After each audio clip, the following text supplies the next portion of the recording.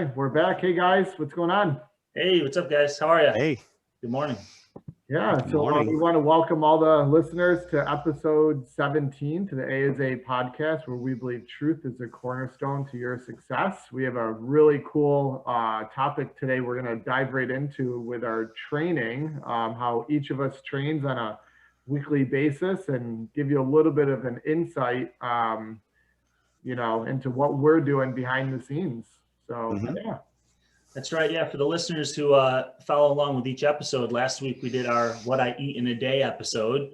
So we kind of talked about how each of us eats on a daily basis.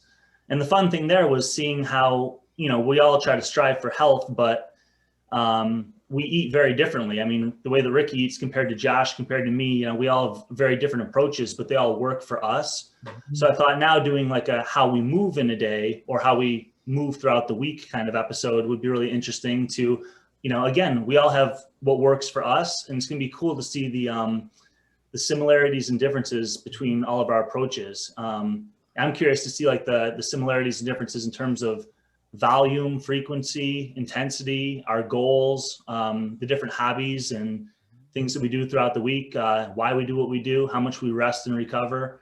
Because I have a feeling it's going to be very different.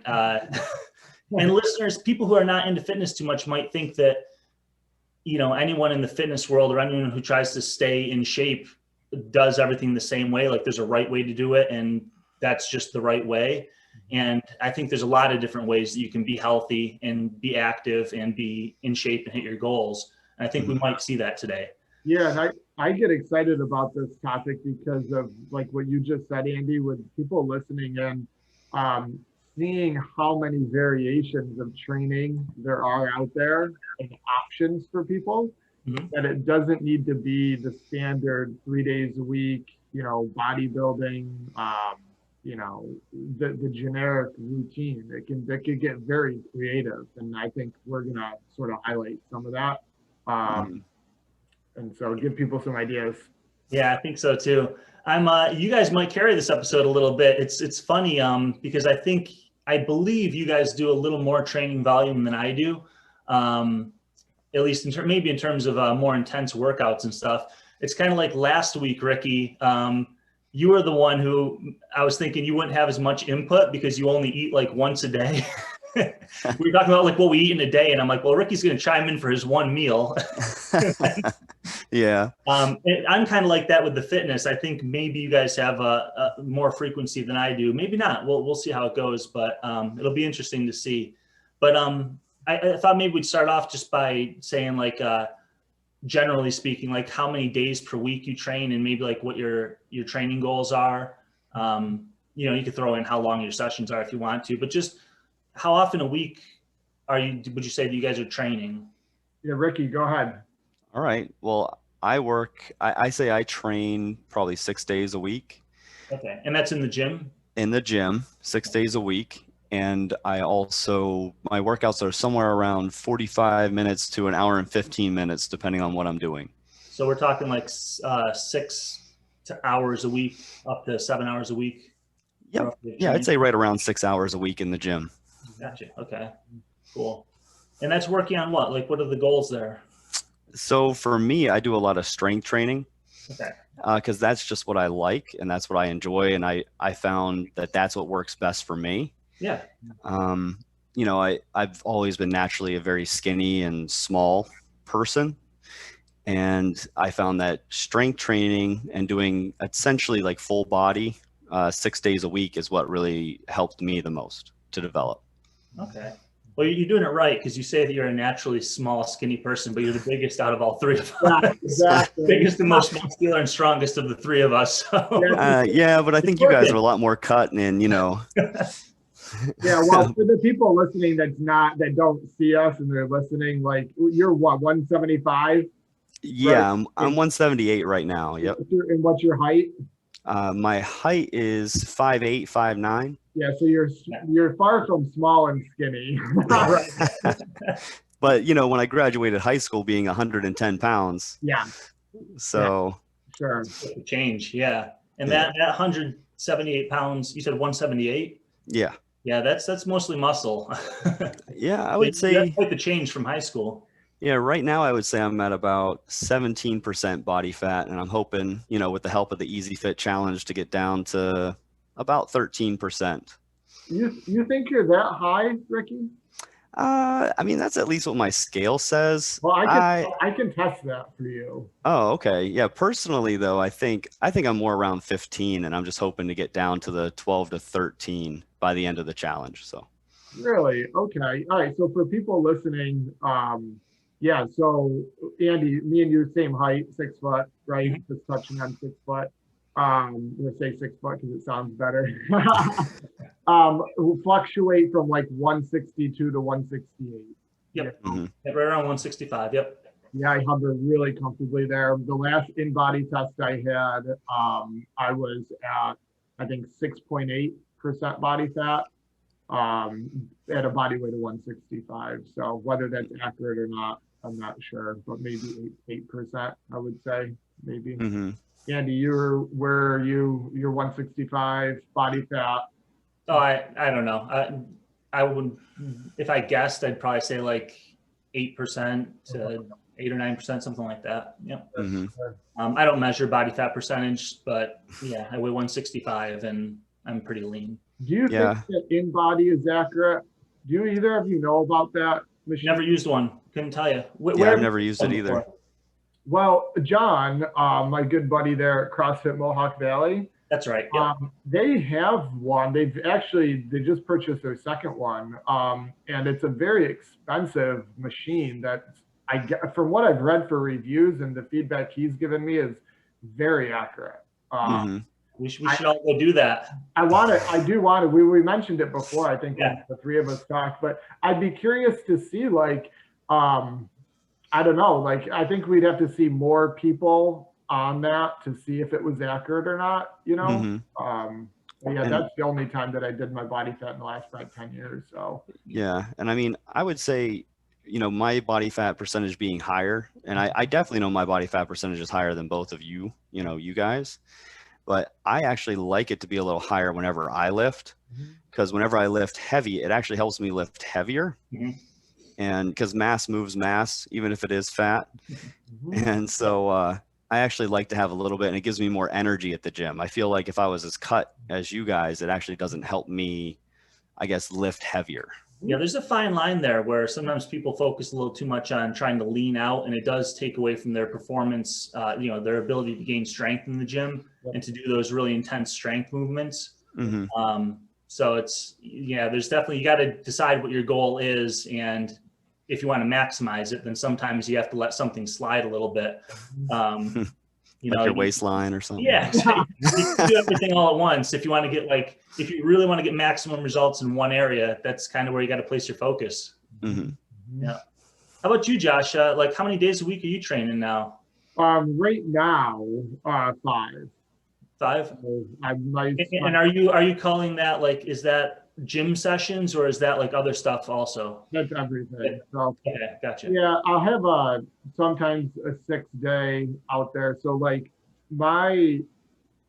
for me, I dictate all my training around what my goal is. My goal for the last almost 3 years has been jiu-jitsu. And so I'm training that 3 days a week, 90-minute sessions. Generally out of the 90 minutes, 30 of that is live rolling. That's the core of my training. And then I do 1 day a week of upper body strength training. So strength training, like Ricky had said. Most of that is coming from on the rings, gymnastics rings, handstand work, basic gymnastics, maybe some kettlebell, snatches. I did the other day, I did some push jerk work with kettlebells. But yeah, I'm really liking splitting the upper and lower. And then the 5th day is the lower. So, goblet squats, lunges, split squats, trap bar deadlifts, power cleans, power snatches, sissy squats. When you're doing some of these lifts, are you, Ricky is training with the goal of getting stronger. He's trying to see his lifts improve week to week. Are you trying to get stronger in any of these lifts? You mentioned goblet squats, for example. And I don't see you like really trying to get stronger in goblet squats necessarily when I see you training.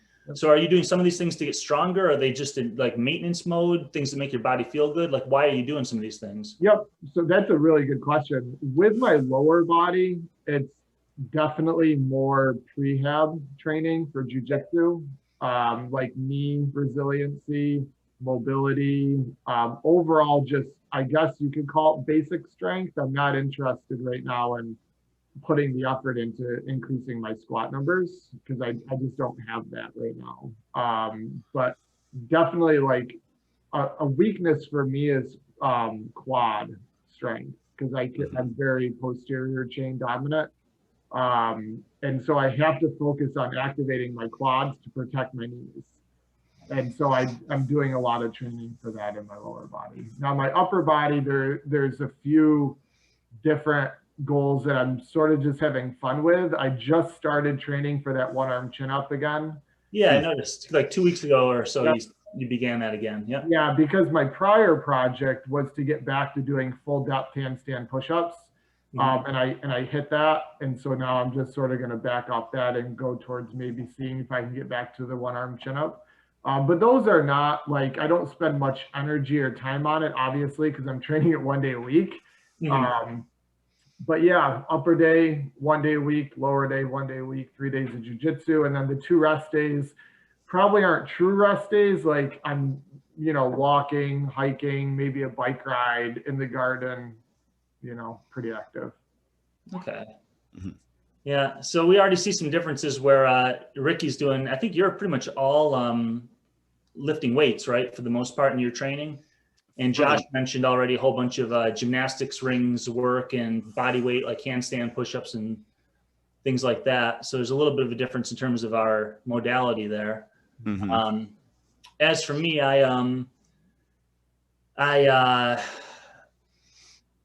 my goals right now, they're pretty much the same most of the time, but because I rock climb, my goals are finger strength and finger endurance. So I do grip strength training on something called a hangboard that we have at the gym and that I also have at my house. And I do that twice a week. So that's kind of my intense like grip strength training. And then as far as my body goes, the only 2 goals I really have at the moment are trying to improve my handstand push-ups, trying to get back to full depth, just like you just did, Josh, actually. And one arm chin-ups. And so I train those twice a week as well. So I'm doing finger strength training twice a week. That's usually on Monday and Wednesday. And then the one arm chin-up and handstand push-up training, that's usually on Tuesday and Thursday. And then for me, Friday is a rest day because the weekends are all about going rock climbing for me. So on Saturday and Sunday, sometimes both days. So now it's weather dependent. So whenever I can get out and climb on the weekends, that's what I'm doing on the weekends. And yeah, that's pretty much how my week breaks down right there. I spend most of my time just moving around at a really low level though. Like my training sessions are really short. All those workouts I just mentioned, the Monday, Wednesday grip strength, and then the Tuesday, Thursday one arm chin up and handstand push-ups. Those workouts take me about 20 to 30 minutes. So Ricky, as compared to your 6 to 7 hours, I think I'm doing about an hour and a half of strength training per week. Yeah, but I mean, I guess strength training, but I've seen you with your clients and I've seen you moving around a lot too. Well, yeah. And so that's what I was going to get into is that I spend, as far as like the strength training or what I might call like high intensity training, that's like 5% of my time. And then I spend the other 95% of my time trying to get as much movement as I can at a very low level, whether it's just doing some easy mobility stuff here at home, like randomly throughout the day, or when I'm with my clients, I love doing exercises with them, especially like the fundamentals, the scap work, the mobility work, things like that. And my focus there is I'm not getting a workout. I'm just trying to kind of practice technique and perfect my form and just keep my body loose. It's kind of like an active recovery thing that I do pretty much 7 days a week. So I get a ton of activity and a ton of movement all week long, but only maybe like 5% of it is the really focused, intense, goal-oriented training. And the rest of it is all just kind of really low level, just kind of practice and keeping the body loose and warm. Yeah, and I think that is awesome. Like that's something that I'm trying to do more of, and I'm getting a little bit better at it, but like light movement throughout the day. Yeah. Like the workouts that I do jump in with clients or do certain things, a lot of times I feel pretty darn good that night or the following day, instead of going very hard in a training session and then not moving or just standing the rest of the day. But greasing that groove, Andy, is something that I think that is super effective at a low level, you know? Yeah. I really like that a lot. I think it gives me a lot of benefit. And I also think that more people need to spend more time doing the low level activities. I'm always trying to promote more of that, which is why I like the Easy Fit challenge that we're doing. You're encouraging people to get 10 miles of walking every day. Walking every week. Every week. You know, and walking isn't an intense thing for most people, but it's just that low level activity that I think we don't get enough of. Even people who love to work out and go to the gym, they often just go, like, maybe let's say they're 3 days a week and they hammer it for the hour and a half that they're there. But that's like all the activity they get. And the whole rest of their week is just sitting at a desk or sitting on the couch or whatever. And they might get some good results from the, you know, their strength sessions or their gym sessions if it's properly programmed. I'm sure they're making gains there. But I think you get a ton of benefit from that just general activity throughout the day. And I think that's a missing piece for a lot of people. And now you basically just described my life in a nutshell, because my life, basically what I do is I go to the gym. I work out pretty hard for that 45 minutes to an hour and 15 minutes. Yeah. And, you know, and that's all I got. I used to just go to work. I would sit down at a desk all day. I would just or I would stand at my lab table or whatever. And then, you know, I would go home and I would just be tired. And so I would just go lay down. I would make my food, lay down, and then go to bed. And so my activity was pretty much nothing throughout the day unless I had to walk to someone's desk or walk to the bathroom or, you know, basic things like that. And like you said, with the Easy Fit Challenge, I started noticing a lot of change. I've almost doubled my steps in a day. And that's because during lunch, since I wasn't eating lunch anyway, I always eat one meal a day. And I was just sitting at my desk for an hour. I was like, well, why don't I actually just go outside and walk? Nice. So I can actually get almost 2 to 3 miles on my hour lunch break. And then normally when I get home in the evening, I like to try to, if I'm still a little low on steps or something, I try to just do another small walk. Yep. You know, that's a good point, Ricky. Like, because I lived in that world also, like a while back, where I had a cubicle job, but I was training very intensely in the gym for maybe an hour, 5 days a week. So that's 5 hours. But I literally didn't move like the rest of the week, because you're sitting 40 to 50 hours a week plus driving, plus watching TV and hanging out and this and that. And like, I did not feel good. You know, or as good as I could have, you know. But yeah, even like you said, just those light walks or just easy activity makes a huge difference. Huge difference. Yeah. Oh, sorry, Ricky, go on. Oh, well, the only other thing I wanted to say is that I also on the weekends, like even on my rest day, whether it be, you know, normally I take my rest day on Sunday, but either Saturday or Sunday, I normally do go on a walk. Like I would always go to like a state park or something like that and go for a walk, or we would play Frisbee. You know, I really love playing Frisbee, so we'd play Frisbee. I would love to go climbing sometime. Yes, we got to get you out there. But yeah, so, you know, it wasn't, even on my rest day, I did still do some sort of activity, whether it was walking or something. Yeah, I guess on this topic, what I was going to say was exactly what we're talking about here. Ricky, we did that podcast a while back, you and I, talking about an evolutionary approach to like health. And I kind of take in sort of an evolutionary approach to training as well. Because, you know, when I think of like how our ancestors might have moved or how animals move out in nature today, they move a lot and they have very active life. They're always, exploring around and trying to find food or, whatever. Mhm. But I would say that 99% of their movement is just walking around, looking around, like it's very low level, but they're moving pretty often. They're getting a lot of steps per day, Mhm. And then like 1 or 2% of their time is when, they get spooked by a predator and they suddenly have to sprint and they're going all out. You know what I mean? Mhm. So there's like a very small percentage is that ultra high intensity that you want to touch on to, get the benefit of that, that super intense work.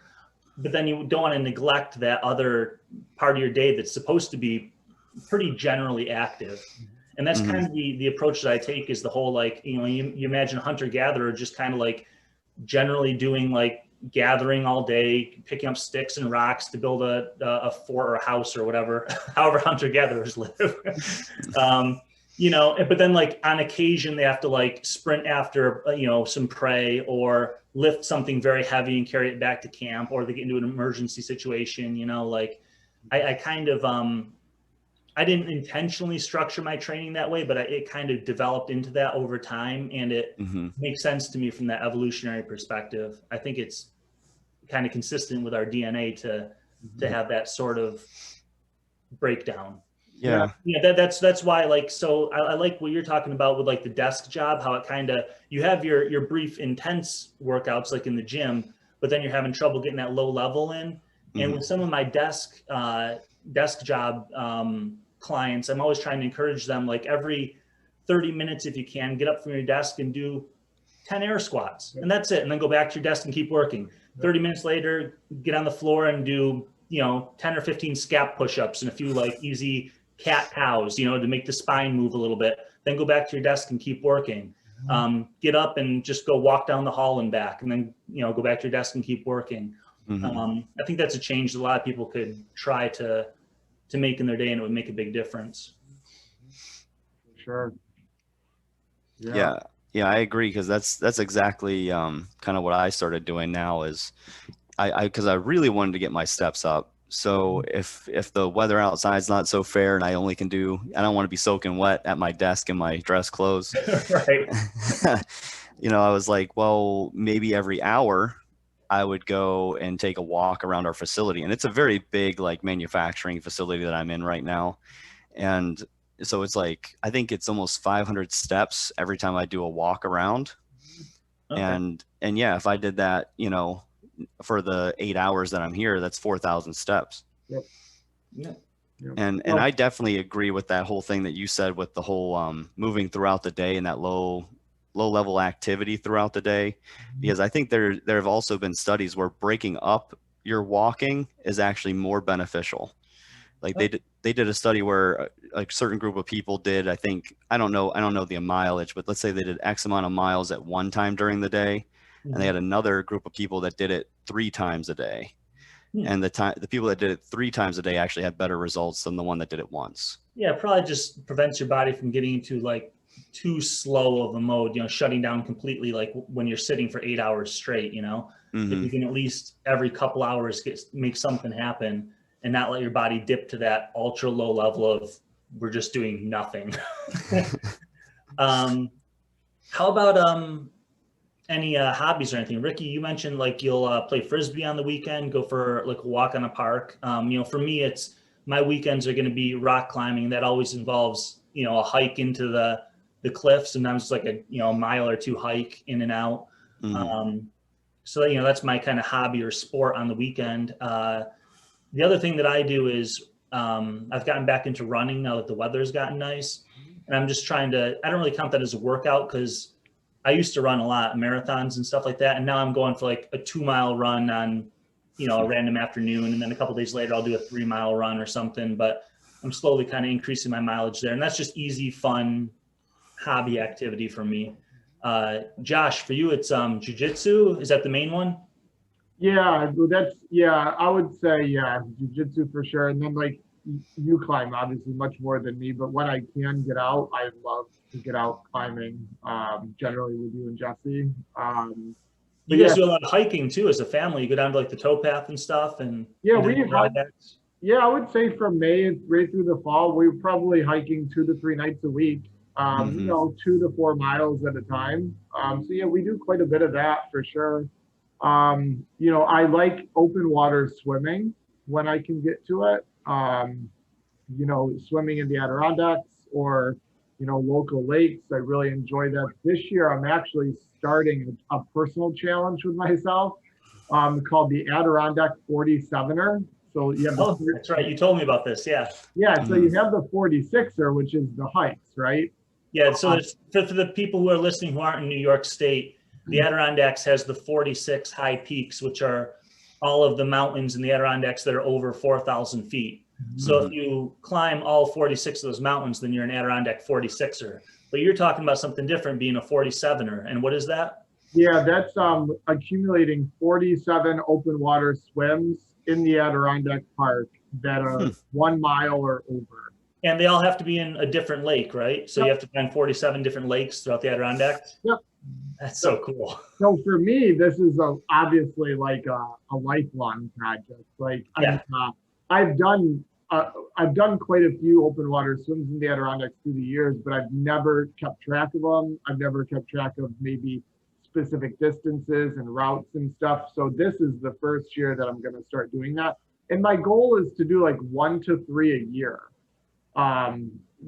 Just because there's a little bit of a planning piece there as far as weather, lake, route, safety, partner, travel. Like it's not quite as simple as it sounds, but I have 2 people that are interested in doing it with me.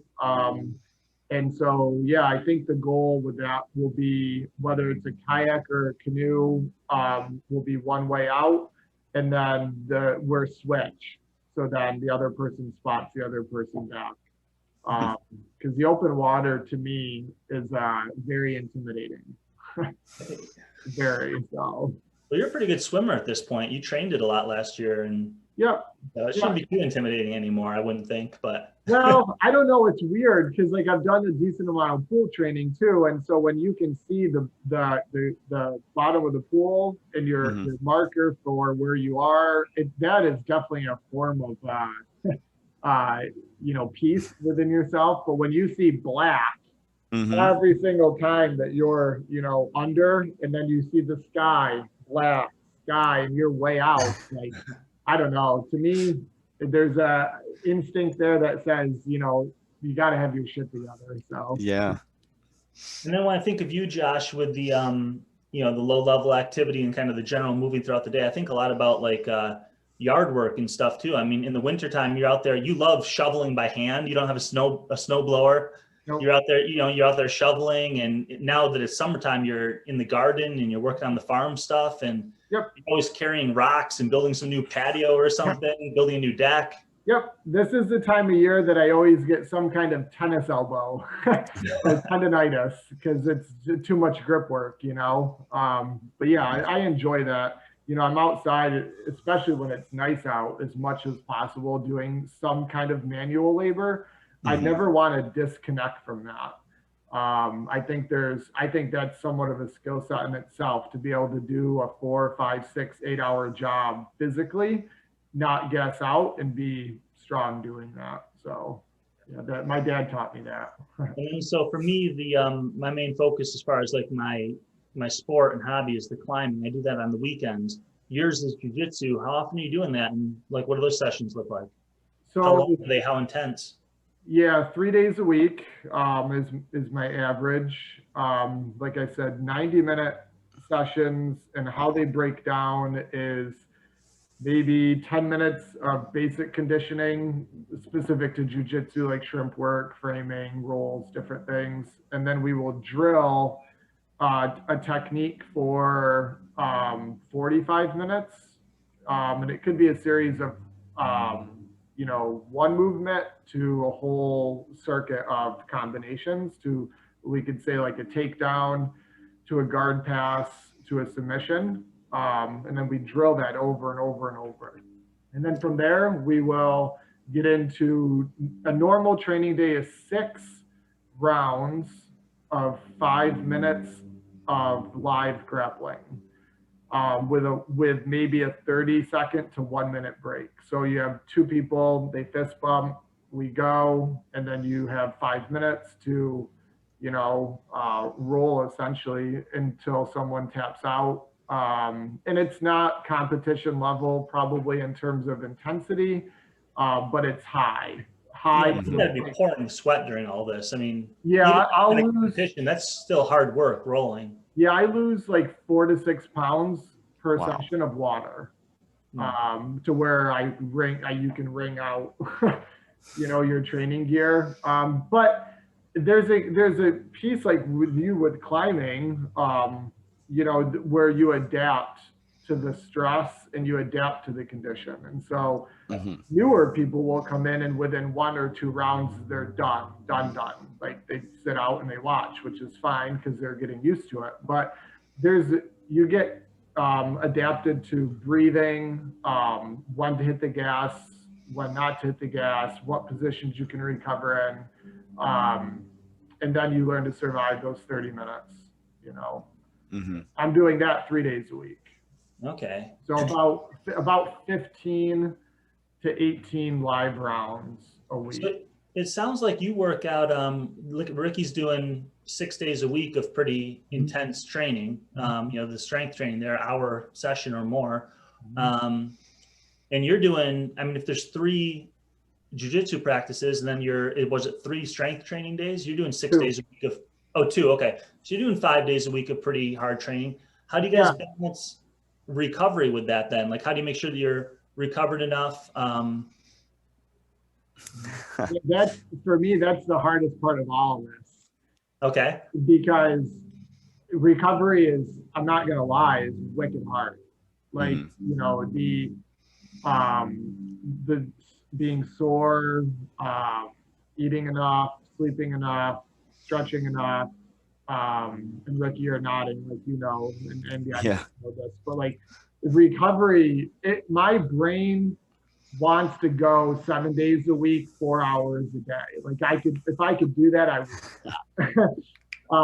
So I get disappointed when I can't be going hard or I'm just too beat up. And so I center a lot of my life on recovery. That's like you said, the easy movement, foam rolling, stretching, hanging, eating enough. I do see you in the gym. I do see you in the gym taking like the really easy stuff very seriously. Like before your jiu-jitsu practice, you always come in and you're doing very easy mobility and foam rolling for like half an hour before you go to jiu-jitsu. Yeah, it's all for me. This isn't relevant to everyone, but for me, it's all about healing. Because I take a lot of damage. And I don't mean damage as far as like UFC damage by any means. I don't want people to think that, but I am pretty beat up. And so there's an art to recovering from that. And those that don't recover from it generally don't train long because you can't keep up with that level of inflammation. So for me, I've really focused on eating extremely clean, eating a lot of calories so I can keep my body weight essentially, foam rolling, sauna work, anything that undoes the damage. Yeah. You do a really good job of, I know that you maximize your nutrition as far as like the recovery benefit and like the health promoting and healing benefit there. You eat very clean and you get all your protein and your vegetables and all that kind of stuff. And then you also take sleep ultra seriously. You go to bed really early and you get a good full night's sleep every single night. How do you do with all that, Ricky, the recovery component and stuff? Yeah, Josh seems like he has a great routine for all of that. Yeah. Me, I mean, definitely some differences between us here, huh? There's definitely going to be some differences. So for me, I would say sleeping is number one. So I do try to get at least 8 hours of sleep a night, and I'm pretty religious on going to bed at 8:30 and waking up right around 4:30 every day, and with a little wiggle room within there. And then really, I think since I do a lot of strength training and I beat my muscles up with heavy weight and tear them I guess I don't like tear my muscles, but like micro tears, I should say. Yeah, yeah. Um, I would say I take my breaks between sets very seriously. Hmm. So I make sure I'm monitoring the clock between my sets so that I can recover fully between, and I've kind of gauged how long that time is for myself. Mhm. And once I know that, okay, I've waited the proper amount of time, now I can do my next lift and then, move on to the next thing. So that's one big thing for And me. you've seen consistent progress week after week with your strength training, right? So Mm. you're clearly getting the recovery that you need. You're doing it right. I mean, Yeah. if you're not, then you'd be regressing or plateauing. And I mean, and that always does happen. So I'm not going to say that every week I'm adding 5 pounds and it's to infinity, because that's not possible. I'd be lifting 8 million pounds right now for how long I've been training. Right. What I do is I do cycles. So I have a program that I kind of follow where I'll continuously add that 5 pounds every week, and I'll see if I can do it. But normally around, let's say, and I cut back. So I'm not always lifting my max at the start of this program. It's not like, let's say I ended the last program at 250 pounds on the bench. I'm not going to start the next round at 250 pounds on the bench. You take a couple steps back so you can get a running start and go through your plateau. Correct. And normally every, let's say 8 to 10 weeks, I can add another 15 pounds to my lifts. Wow. Which is really great. Like, I mean, I'm very impressed whenever I can do that. Yeah, that's massive. Yeah. Yeah. So you can take that gain, and then that's about when it starts getting hard, and then you take the couple steps back again and restart. And well, even between my sessions, so let's say between those 8 to 10 weeks, there's also a 4 to 8 week period where I'll be lifting lighter. I'll be doing different types of mobility type training, where that's where I really start doing my stretching more.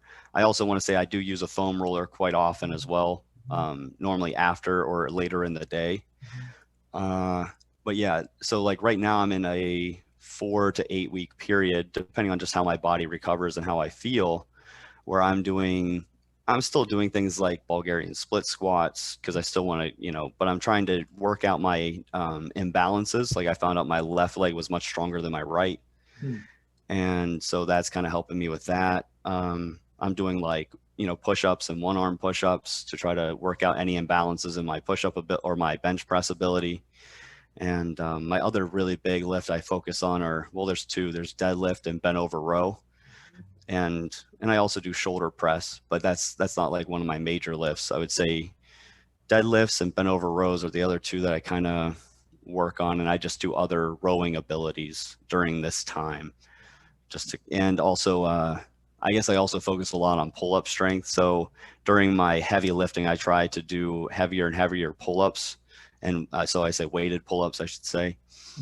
And right now I'm just trying to work on, I guess, holding, like, so one arm hangs, and even working on progressions towards a muscle up as well right now during these 8-week kind of relaxation periods.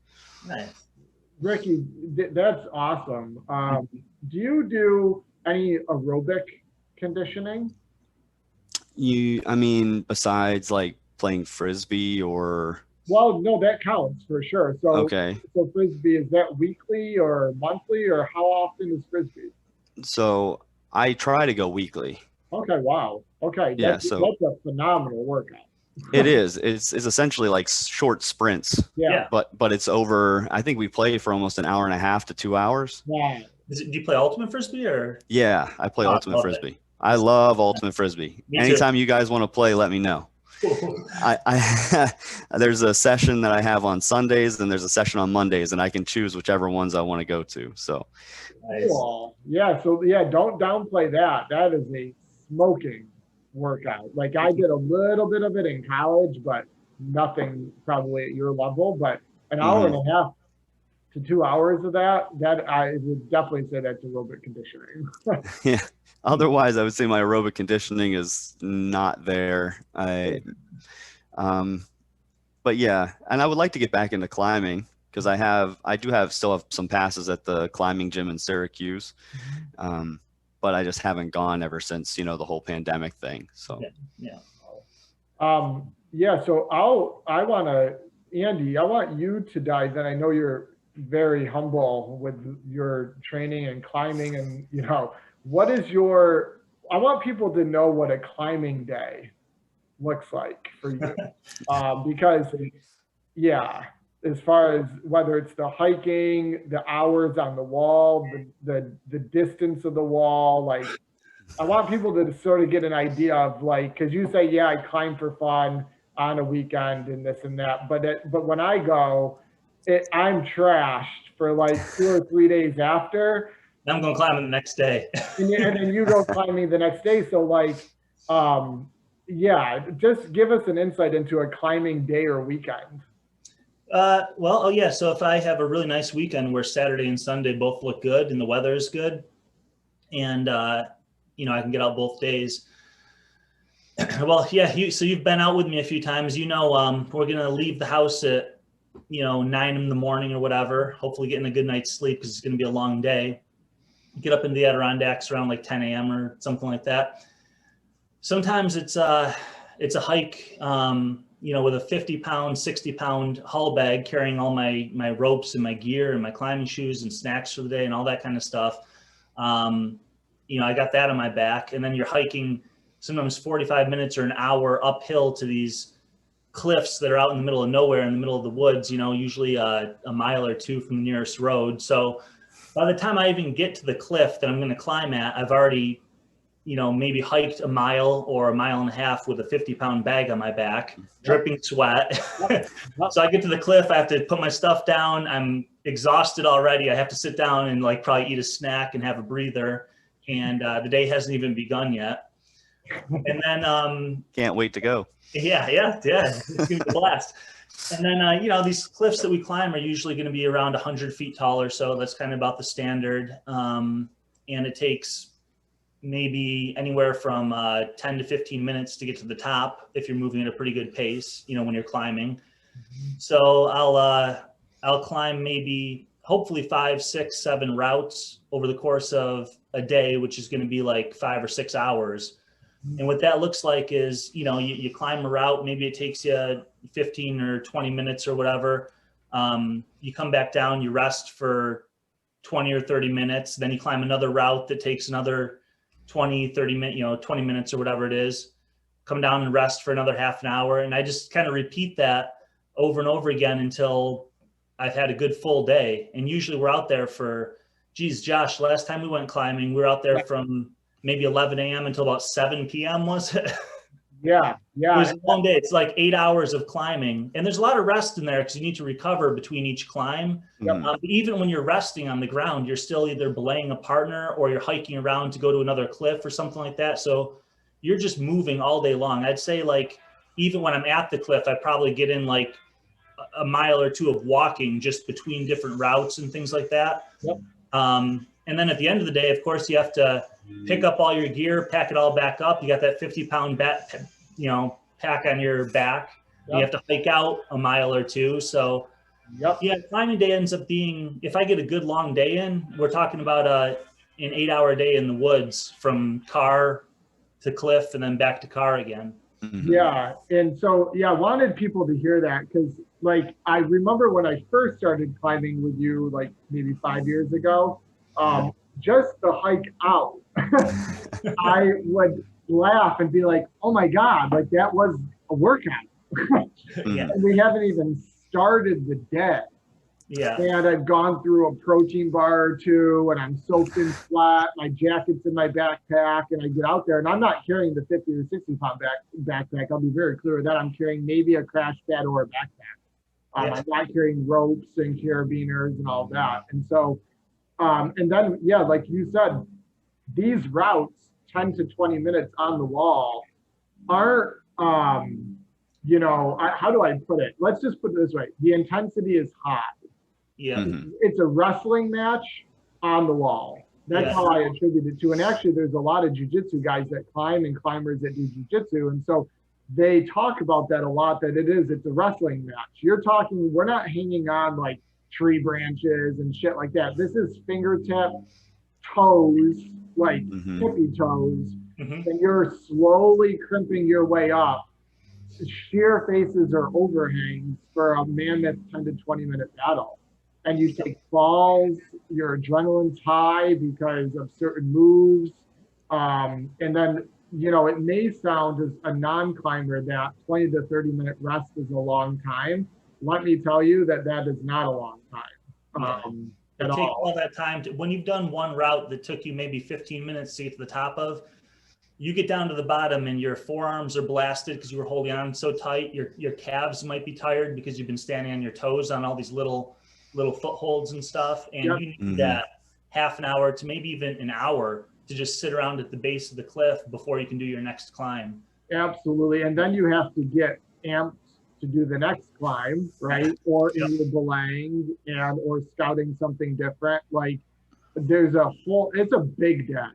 Mm-hmm. And like you said, it's a wrestling match with the rock where, you're having to navigate, rocks have very weird shapes to them. They have angles and corners and crevices and whatnot. And you're constantly moving your body in very weird positions. I've almost said it's like doing yoga, but like on a vertical wall as opposed to on a horizontal floor, where you're twisting your body into all these weird positions and activating muscles that you've never used before because you're just in these strange positions that you just would never get in on the ground, Yep. So it's kind of it's really cool when you go home at the end of the day and something is sore and you're like, what is that muscle? Like, I didn't even know I had that. Yep. And I hurt in this strange place that I've never even felt before. And the cool thing with climbing is every single route is different. When you're lifting in the gym, like bench pressing is always the same or squatting is always the same. And there's variations, you can do like dumbbell bench press or incline or barbell or whatever. But with climbing, every single route you do is different from every other route in terms of like what the holds are shaped like, where they are, how overhanging or not overhanging is the wall. And so every single route you do, you're like it's almost like doing new exercises that you've never done before in a way, because every single route you're going to do some move that is unique to that route that you won't encounter on any other route. Yes. And, we call that organic strength.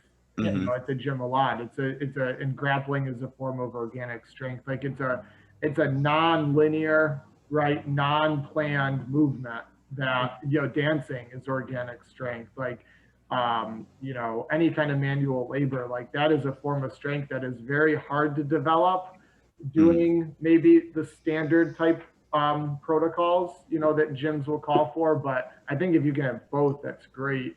There's another thing with climbing that I have fallen in love with, and that's like the flow state, being 100% present. Yep.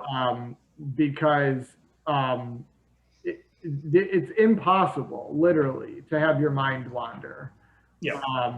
And I've never had it once. And what's interesting to me is that, like, depending on the style of climbing, so like you do sport climbing, and Jesse, Bob, I do mostly top rope.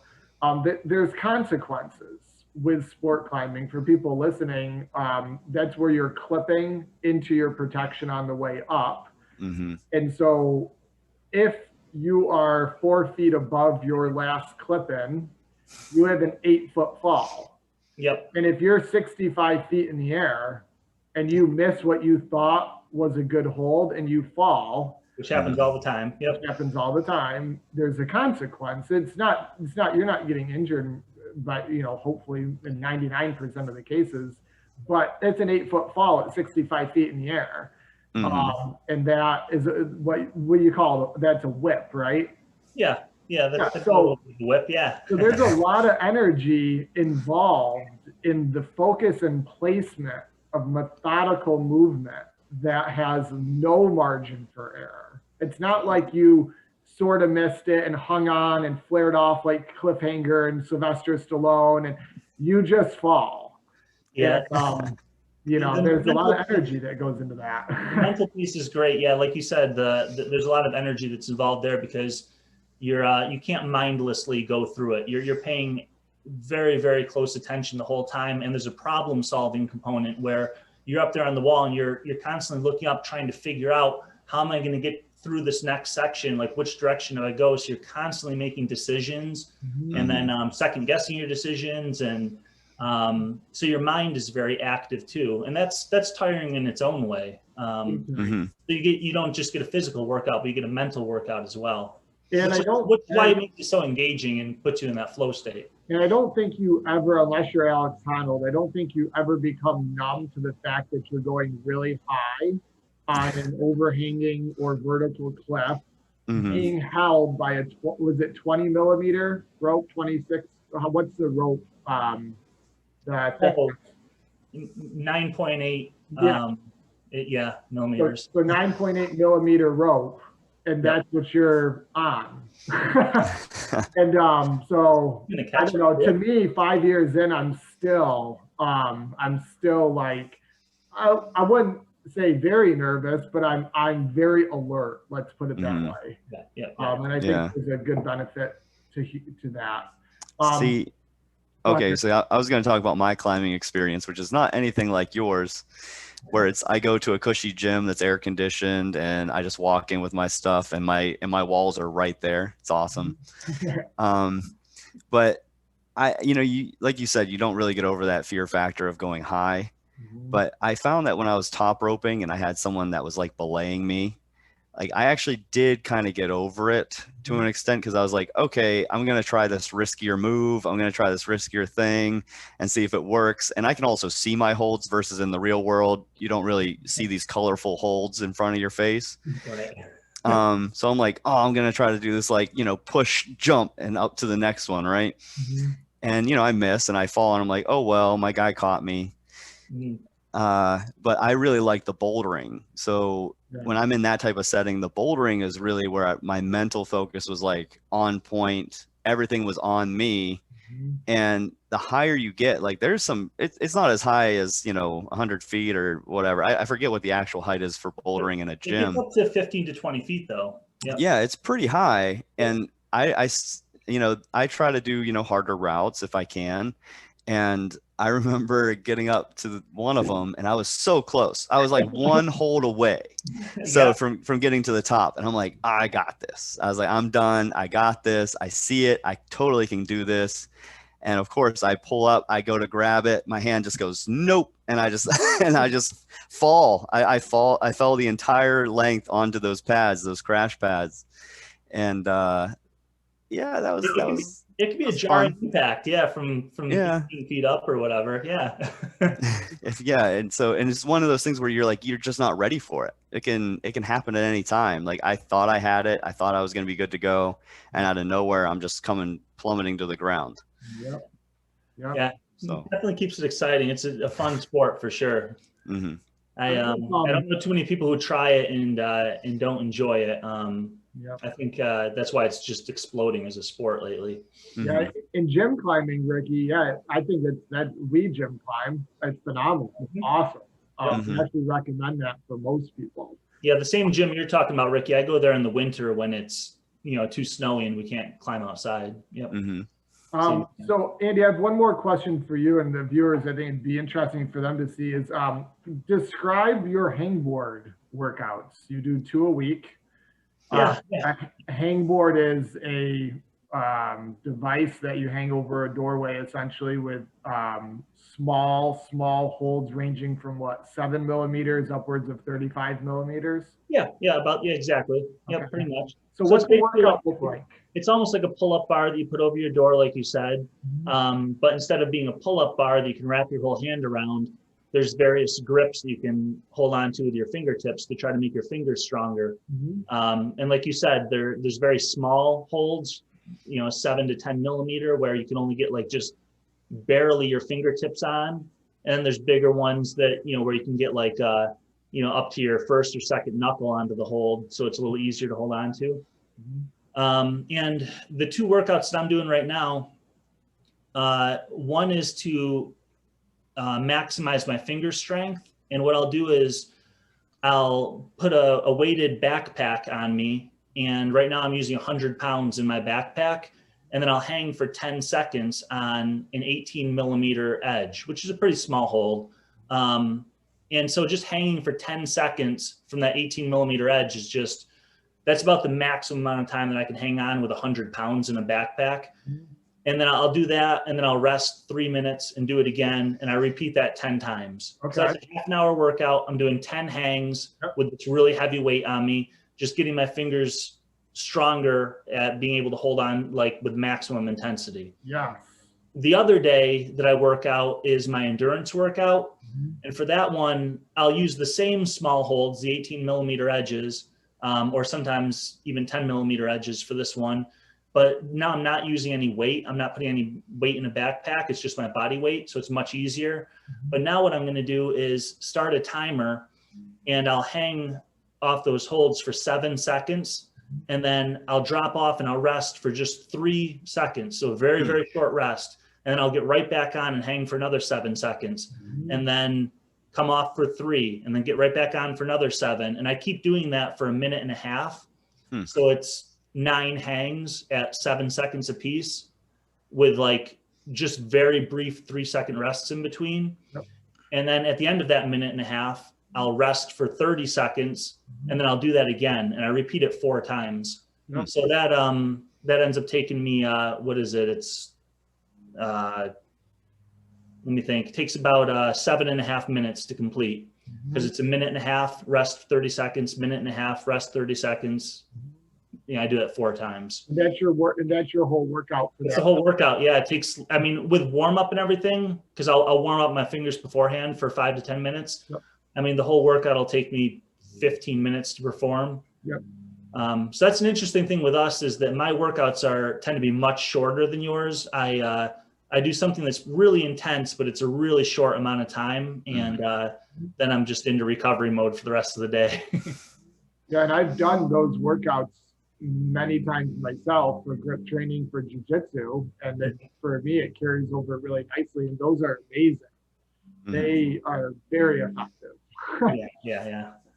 Hangboards are a really cool tool. Rock climbers developed those about 20 or 30 years ago, and they're probably the best tool that we have for increasing finger strength. Yeah. Cool. So, well, yeah, I don't know, guys. We kind of touched on everything here. I don't really have too much else for this podcast. Was there anywhere else that you guys wanted to go with it, or what do you think? The only thing that I wanted to share with people listening was I think that it's important for them to create and design areas of exercise and movement that they enjoy and make a list out of it. So what I have, and I don't know if this comes out right or not, it's called a movement pool. Oh, cool. Yeah. Okay. So with the movement pool, it's sort of geeky, but this works, and I think people could benefit from this, is in the center of my movement pool is my goal.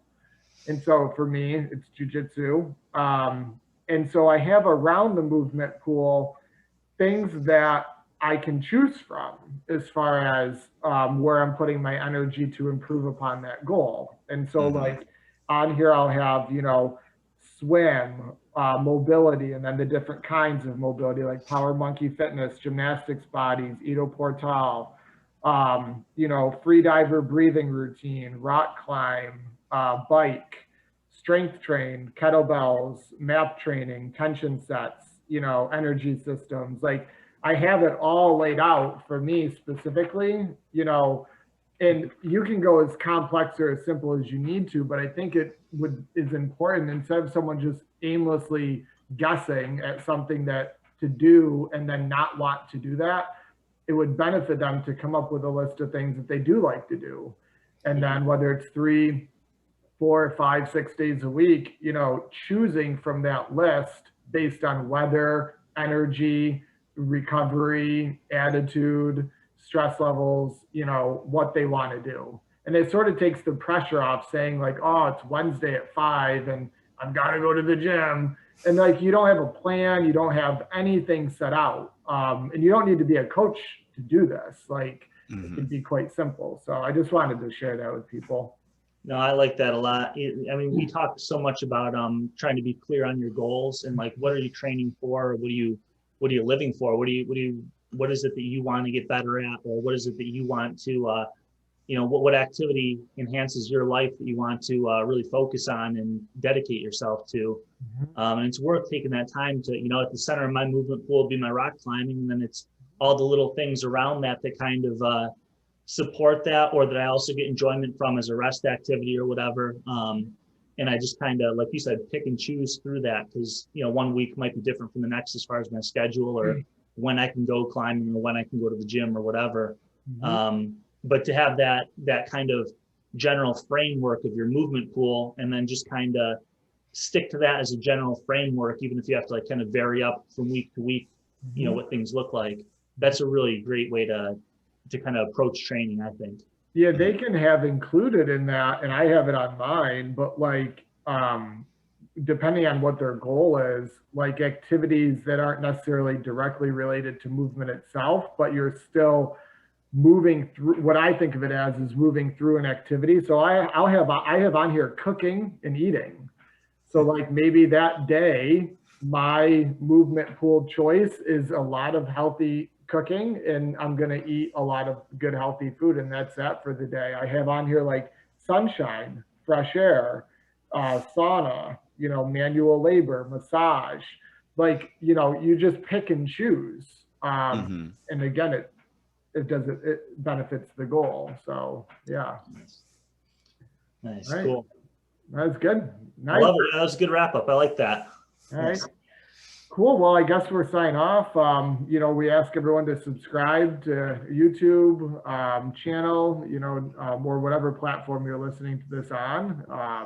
You know, if you have a question or a topic or anything you want us to dive into, let us know. If you want to be a guest and think you have some interesting things to say, let us know.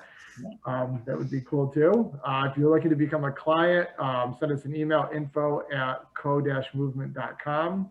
And we'll get you signed up and go from there. So we're signing off. All right. Thank you guys. Thanks guys. Have a good day. Okay, you too. Bye.